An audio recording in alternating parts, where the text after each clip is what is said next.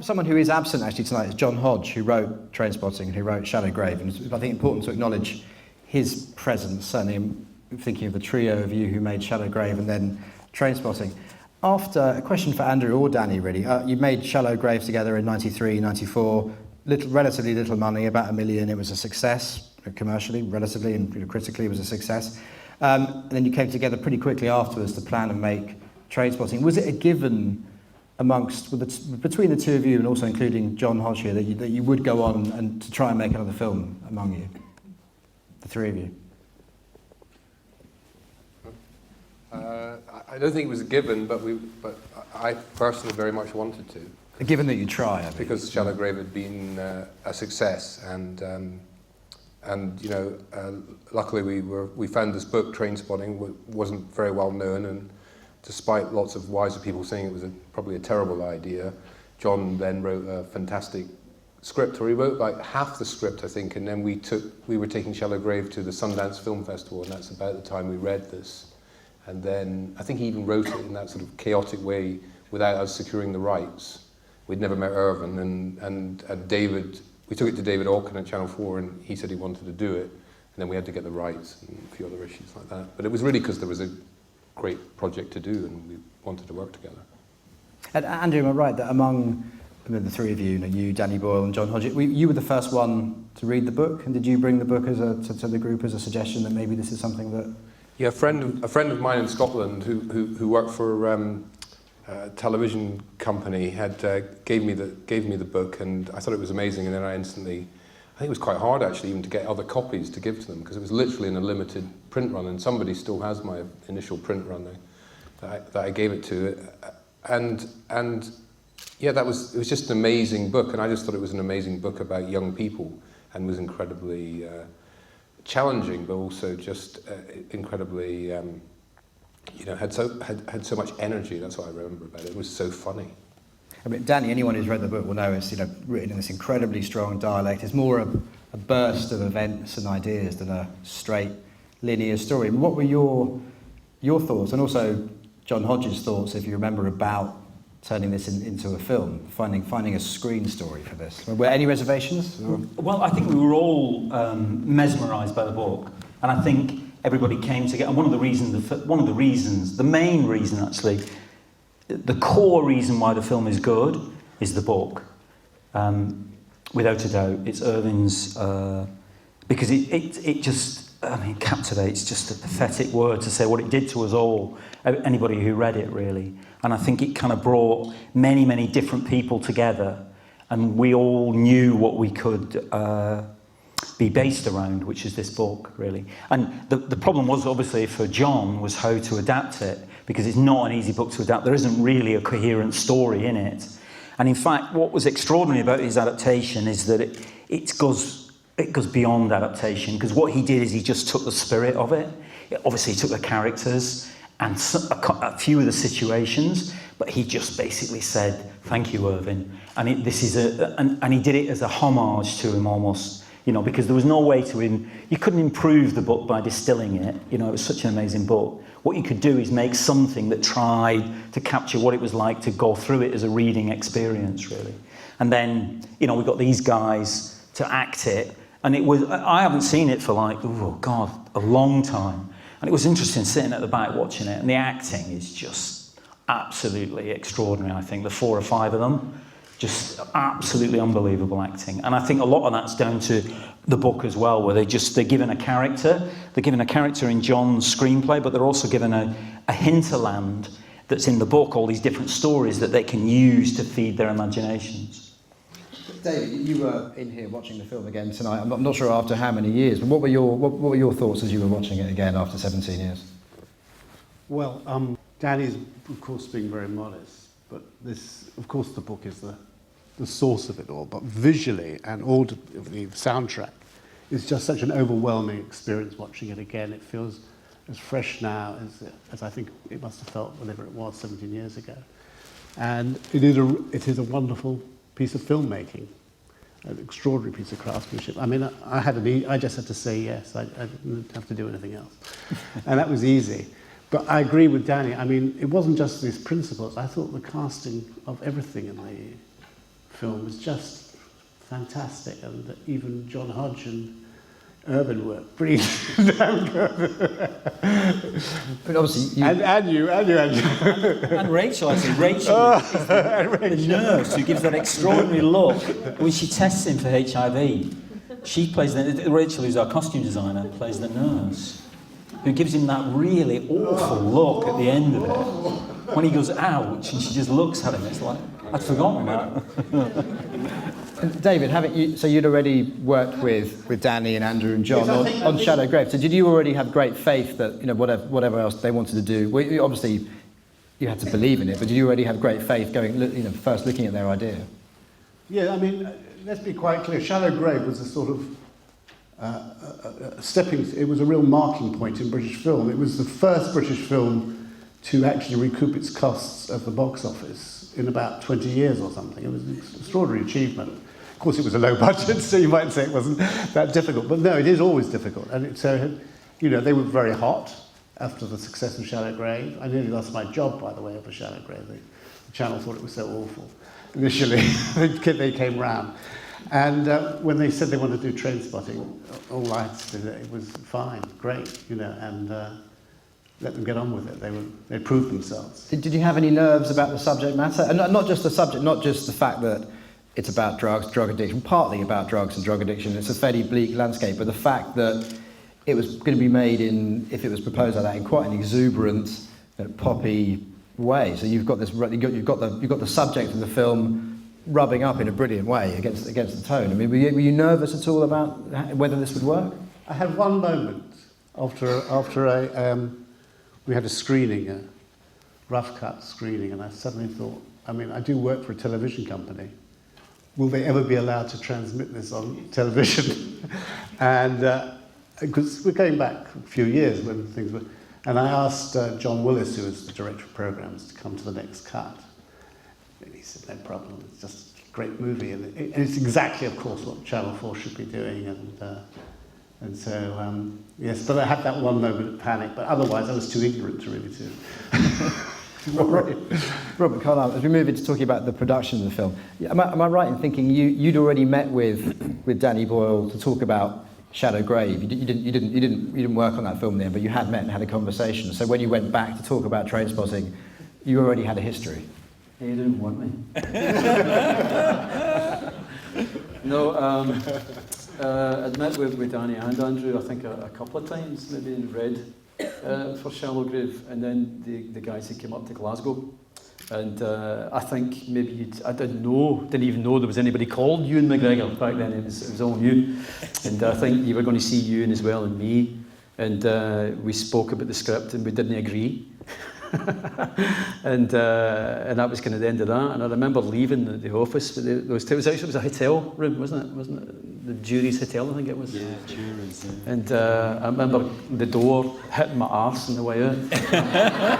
I've just messed that right up. Then I'm not going to work with these guys. And then a couple of years later, whatever it was, Trainspotting came up, and my agent had said that Danny had wanted to see me for that, and I thought, oh wait a minute. What's going on here? Does he want me or not? And when I walked in, the very first thing that Danny said, I was literally, my arse hadn't hit the chair. And he said, listen, Ewan McGregor's going to play Renton, which part do you want to play? I was like... So by this point you'd read the script. Well, obviously you knew the book. I knew the book very well. I mean, I had a theatre company at the time back in Glasgow. I was a director with the theatre. And we'd stolen bits from the book and devised and improvised stuff around about it. So I knew it very well. Similarly as Ewan Bremner did as well. He'd played Renton on stage. Quite a few of the guys had sort of knowledge of the book. Danny, I'd like to hear your point of view about Begbie. I mean, I think isn't Begbie in the book more of on the page of a big muscular figure? Is it, or kind of more of a kind of physical presence? And I know you had doubts about whether you were the right person physically to play this role. After that, but Danny, you persuaded him that he was. Well, Danny said, which part do you want to play? And I didn't know what to say. I mean, it was like such an extraordinary thing for a director even to ask you. Anything. I'll do anything. And I thought Sick Boy was maybe, the one, because, I suppose between Renton and Sick Boy, that was maybe the parts that were maybe, for me, And it was Danny who said, well, what about Begbie? I was like, no, no chance. And Danny's uttered a memorable line. He said, no, the small cycles are the best. Wish that was my line, but it wasn't. You headbutted him. And even at that, I was still, I think, still a bit kind of unsure. And I went away for a week, and people were saying, "Are you mad? Do it." And I did it. It's interesting. Scotland is a really, like, I'm not a Scot. I'm from Manchester, so most of everybody on the film, pretty much everyone on the film, with some exceptions amongst the crew, but certainly actors-wise, were all Scots, apart from Johnny Lee Miller, who's from Surrey. And what you had in Scotland, in Glasgow, you had an amazing cruise. Do you remember? Because you said about they'd all worked on the Bill Forsyth movies. So they were, and so you actually had this double thing, which is the English aren't always that welcome in Scotland. Anyway, historically, there's plenty of baggage there, and so you're away. You have to prove yourself actually. And that was something I was very aware of as somebody going in there. And you also, and secondly, you have to prove yourself as a filmmaker going in there as well, you know, as somebody to work with them. Because these are very, very talented people, and very proud people as well. And it's very important how Scotland is depicted. And I remember, actually, we were worried about accents, because you just have a worry, because you know your film is going to play wider than in Scotland. And the book, like you started off saying, is so full of the vernacular. It does take you 15 minutes of concentrated reading to unlock it, and then you can get into it. And I remember the sense of that you better do this pretty well, mate. You've come up here like this. This book is important. You better do it well. So there was a really good pressure on all of us, actually. And I felt it very, very strongly as well. And that's a really good pressure to have, actually, because it is a very precious book, and it is a very, very precious voice, you know. And you can tell, again, when you watch the actors in it, how much it meant to them to be able to present it. You can see that in Ewan Bremner. In his performance, you can see how much he means. He just inhabits that guy completely inside out. He knows everything about him, you know, and he's representing that, not just that guy, but something else about, you know, Scotland and people, and there's something about the working class culture there which is so pervasive that even the observers of it, like John, who's not from a working class culture, it means so much to them to represent it well, you know, and in a dignified and powerful way, you know. And it's a weird thing because you get it even with Alex Ferguson retiring just today. You know, he's a lord. He's a lord. Well, he will be a lord. He's a sir now, isn't he? He's a lord. He's like he's richest, but he's still got that ability to skate. If he puts that accent on, boff, they all shut up and back away, you know. and it's still available to him, really. It's an incredible currency that benefited the film enormously, I think. Obviously, the person who knew the story more than anyone else was Irvine Welsh because it was his book. But you mentioned that when you started off without the rights, you had to sort that out afterwards, without really Irvine's involvement. But obviously he's very close to the film by the time you made it. He's in it as Mikey Forrester. He's there in several scenes. Andrew, I wonder if you could talk about Irvine's relationship with the production of the film. I mean, did John Hodge speak to him a lot? Did they have a relationship when he was writing it? Or Danny, was he someone who you spoke to just to try and get more of a sense of the world of which you were depicting that was Irvine's world created in that book? We were really keen to get him involved as much as possible. We were also, you know, as Danny mentioned, we knew, apart from anything, it's quite a long book and you're going to have to leave bits out, and there had been this theatre production and, you know, it had become a really, you know, it was the type of book that was sold in HMV when HMV existed, and, you know, it was like a massive youth important book, and we had to get to Irvine, you know, to get his permission, and it was very complicated as well, the rights, because it was his first book, so he'd sort of signed everything away in a way no author would ever do normally, and so it was, and we wanted to get to him, and he was living in Amsterdam, you know, which is kind of sort of Renton story. He was living in Amsterdam, so it was quite hard to get to, and this is the days before email and all that, so, you know, and his agents didn't really know who he was, you know, it was like a difficult thing, and I remember Danny wrote a letter to him saying that you've got to let us do this because, you know, John Hodge is like as important a Scot as Kenny Dalglish or Alex Ferguson or something. Not sure how that went down with the Hibs fan, but he eventually we had this meeting, and I can remember particularly being very nervous about it. Not just nervous because he was the guy had this book, but also nervous that he was going to make us take drugs or drink hundreds of pints or whatever it was. We met him in the GFT cafe bar, which always I think about. I took a lot in there not long ago. This is the place I met Irvine Welsh, you know, and we had a bottled water. Very disappointing. But he said to us that it was like, you know, he said he was I think he was DJing or something, and he was like, you guys, I like Shallow Grave, I like what John's done. It's a remix. You just get on with it, you know. And he never really made any real comments on the script, or because there's a lot of speeches that John slightly changed. He was just incredibly generous and supportive, and we were really keen he would be in it. Very smart. Yeah, very keen that he would be in it. And I remember really fretting whether he was going to get through customs and all that kind of thing from Amsterdam. I picked him up myself at the airport. But that's what the film. I love watching the film tonight because it's just like there are basically 4 or 5 brilliant actors, and everybody else is an amateur. All the people in it, my cousin's in it, you know, we're all in it. It's like you see me looking in the camera. It's just like, and somehow I found that Who very are you memorable. in? I don't remember spotting. I'm a yuppie flat buyer. Memorable. Okay, yeah. Danny, I'd like to talk a bit about the look and feel that you planned for the film. And I was talking before this screening with Brian Tufano, who was your DOP on the film, and he was saying that, I said to him, well, what did Danny say to you? What brief did he give you? And he said that actually you were a man of few words, which I find hard to believe. But he said you just said, one of the things you said were, think of Munch's The Scream, think of the paintings of Francis Bacon, and then he said, and think about how you can make it look like the camera is hoovering up the floor.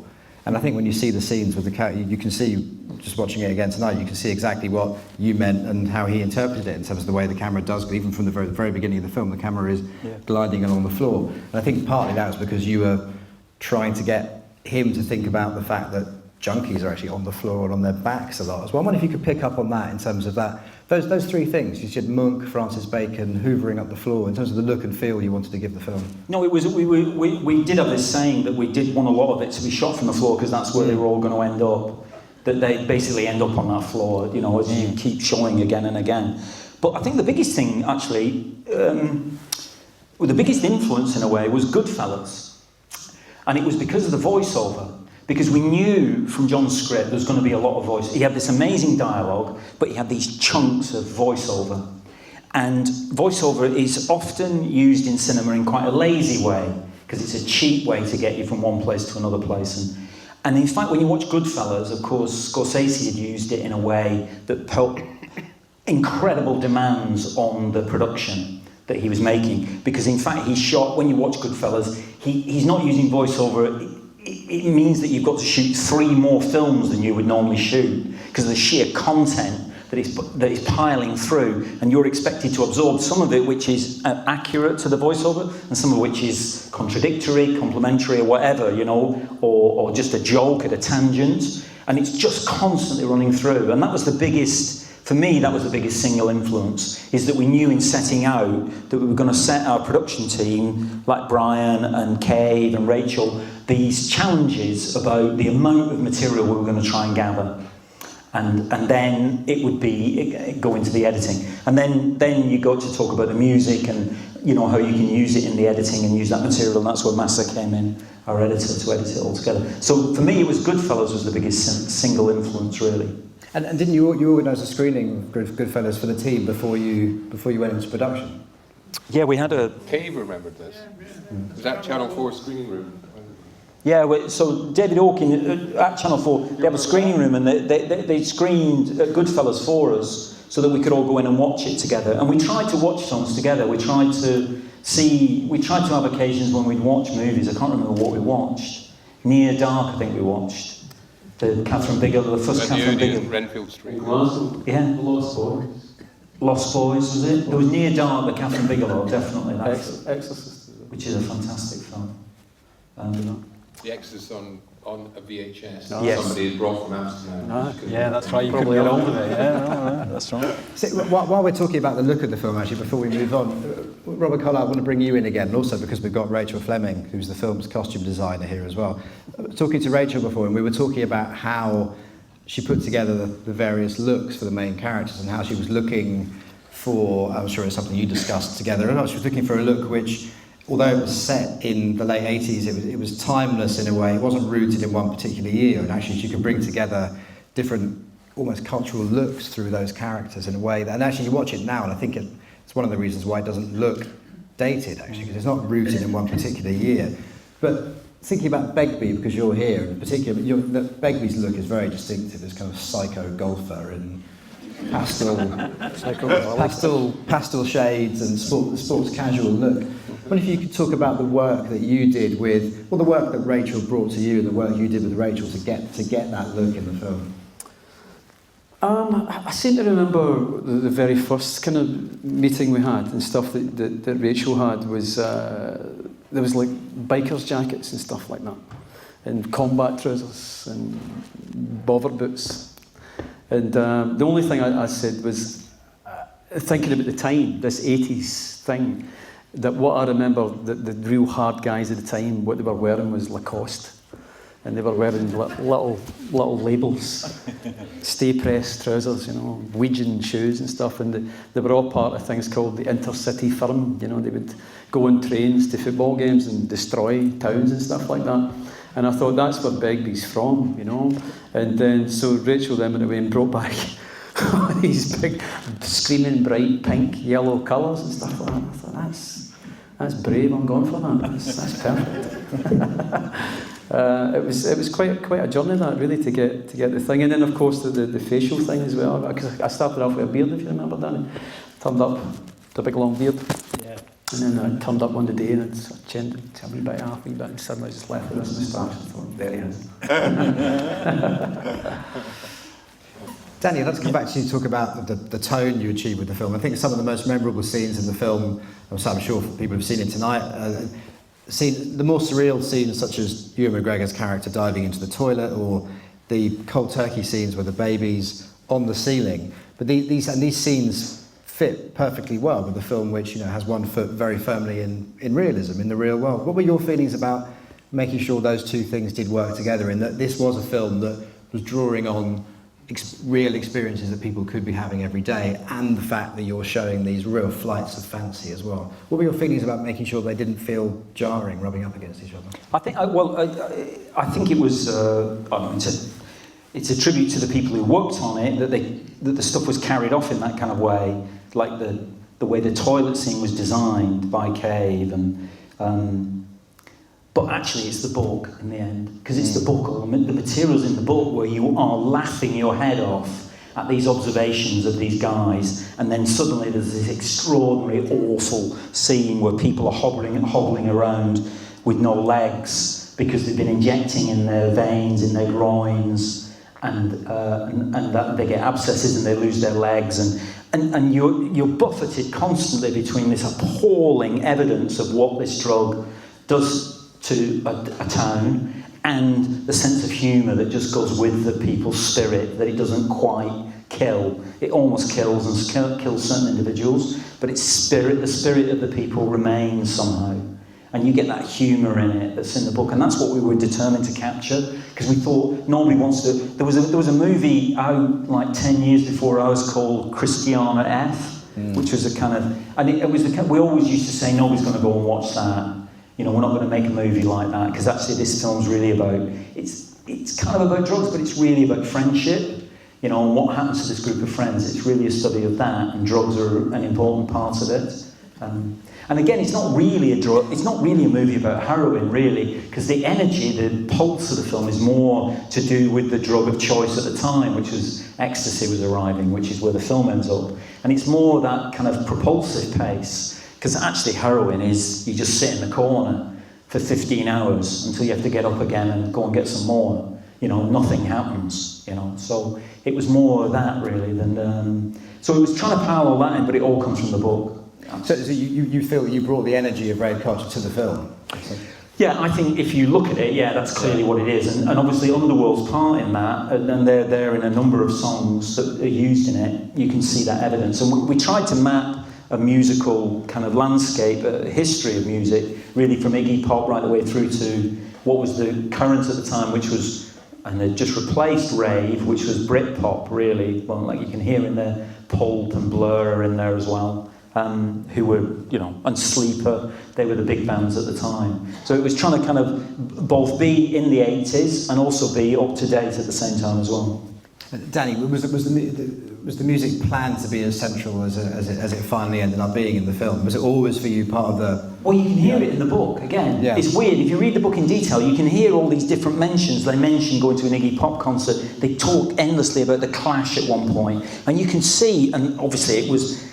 Irving's our writer, really. He's contemporaneous. He's our spokesman. So you could identify, I remember that. The specials are mentioned, and you can see his musical taste, over the years, the concerts he's been to, the albums that he's bought, And so we tried to reflect that, really, as much as possible. And a big thing that happened, actually, because we wanted to use Iggy Pop and we wanted to use the Lou Reed, but actually we didn't think we'd get permission, because you forget, of course, because back then we were like nobodies, really, and there was and I think it was David Bowie, wasn't it, that opened up. Yeah, I think it was through EMI Publishing and David Bowie, who has some interest in British art. I don't think particularly the other guys did, and he was the one that sort of signed off and then did this, because to get a track from them back then was like £40,000, which was like, more than anybody got paid on the film or whatever. So he did some sort of step deal, I remember, where he paid him a couple of thousand, then he got a bit more when the film succeeded. And because he'd produced Iggy Pop, he convinced Iggy Pop. And Lou Reed, remember, came to the UK, and everybody kept saying, have you seen this film, Trainspotting Lou? And he said, what the fuck is that? He had no idea. And this is even though David Bowie is mentioned in Sick Boy's Philosophy as a prime example of someone who's had it and lost it and will never get it back again. Despite that, he helped them. So. The only thing that dated the film. Andrew, I'd like to hear from you a little bit about the actual shoot of the film. Having made Shadowgrave, you had more money to make this film, but then I'd imagine at the same time this film was, in production terms, much more ambitious in terms of the number of stories you're telling, more locations. It's just inherently more expensive. I wonder if you could pick up on that. Was that the case, and were you still under huge pressures of time and money to make this film? My memory, it was a long time ago, was that Shadowgrave was very difficult to make, and we never had any money at any time.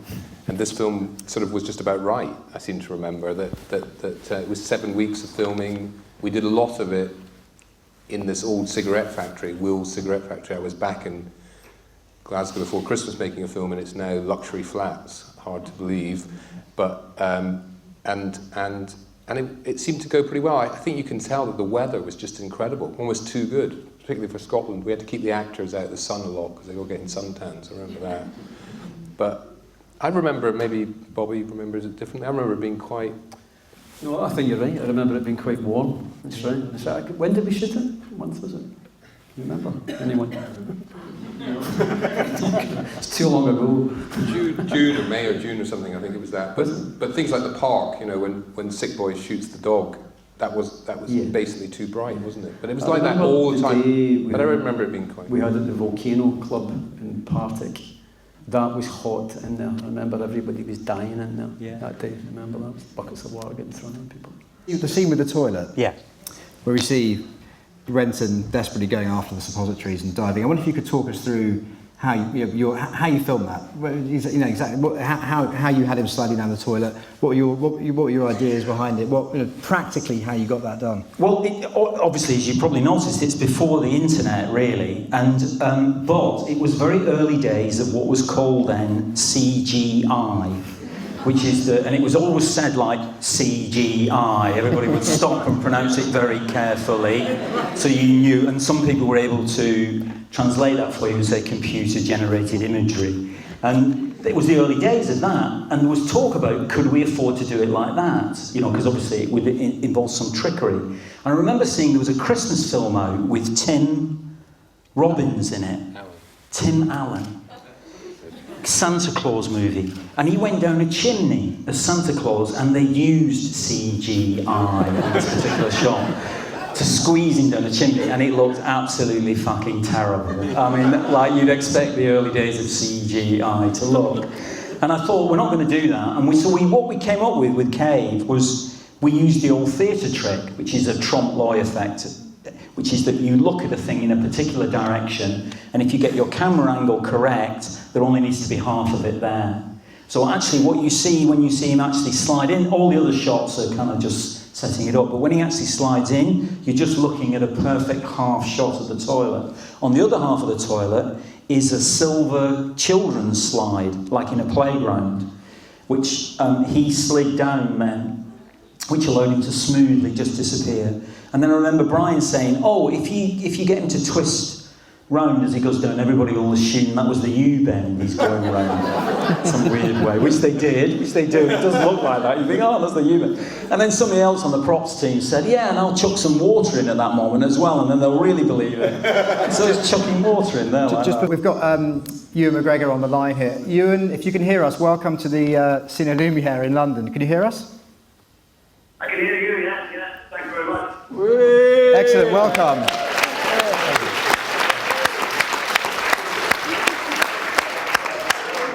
In retrospect, what do you think you learnt from working with Danny Boyle and his collaborators on this film and other films as well? Well, everything. I mean, Danny was my first ever director, and he set the bar extraordinarily high in terms of what that relationship can be like between a director and an actor. It was very, very special. And there was just an absolute exploration in the work, and Danny would challenge you from take to take to push ideas further and thoughts further, and but always based on what you were doing, and you were never in any doubt that Danny was really getting what you were doing, watching it and feeling it, and she set the bar very high, and that sort of set up my whole career, because that was my experience of film acting with Shallow Grave, and that's how I've always thought it should be done. And since then, so it led me to a great deal of disappointment in actual fact, Danny, because it's not often done that way. One last question, Ewan, before we say goodbye. I mean, we haven't actually moved on here to talk about the reception the film had when it was released. I mean, but it did yeah. As Shallow Grave did, it did incredibly well in the UK and elsewhere. I mean, what effect, looking back now, I mean, 17 years on, what effect do you think the film had on the filmmaking scene in Britain? I mean, do you think it gave it a shot in the arm? Yeah, I do. I think it made a mark, and it left its mark. It was a very important film, as I felt Shallow Grave was as well.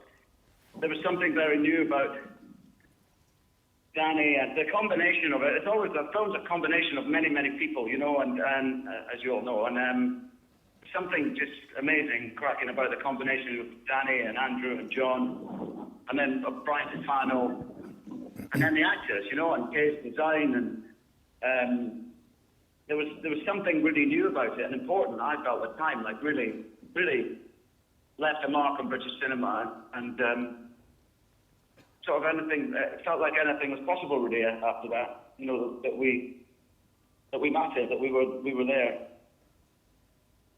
Thank you very much. But finally, just to end with, if the right script came along, would you play Renton again on screen? Yeah. Good. I was to hear that Danny was. I mean, it's funny. I wouldn't have the porno novel is set 10 years after Trainspotting, and I wasn't ready to do it then. I wouldn't have done it then, for lots of reasons. But now I feel like now that there's talk of maybe happening in a few years' time, I'm so up for it. I'm totally up for it, and I'd be so chuffed to be back on set with everybody, and I think it would be an extraordinary opportunity, experience. Well, excellent. Well, if that happens, good luck with it. We look forward to it. And most of all, thank you very much for joining us tonight. Thank you, Ewan McGregor. Thank you. I'm going to bring everything to a close tonight. I just want to thank all of our, thank the audience for being here, but most of all, thank all the special guests who worked on Trainspotting who came together tonight. Andrew Macdonald, Danny Boyle, Robert Carlyle, David Aukin, and also all the special guests we've got in the audience as well. Thank you very, very much. Thank you. Thank you.